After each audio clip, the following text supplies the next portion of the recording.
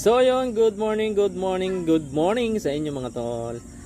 Yan mga tol ha, kung inyo nakikita sa akin likuran, tayo ay may kambing dito. Yan ho ay nabili namin nang dahil sa sahod namin dito sa Facebook. Yan ho ang kauna-unahang investment namin dahil sa sahod dito sa Facebook.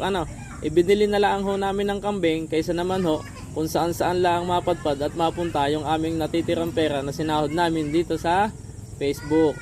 So ayun mga tol, sa mga katulad ko na maliliit na content creator, wag po tayong susuko. Laban lang mga tol, pasasaan ka tayo magiging matagumpay din dito sa larangan ng pagiging isang content creator.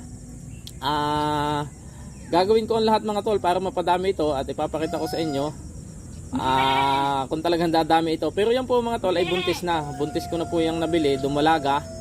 At sana talaga ay dumami ito at nang gumanda ang aming investment. So yun, wala naman akong ibang pasasalamatan kundi kayo lang mga tol, siyempre sa taas. Thank you mga tol ingat kayo palagi and God bless po sa inyong lahat. Bye bye.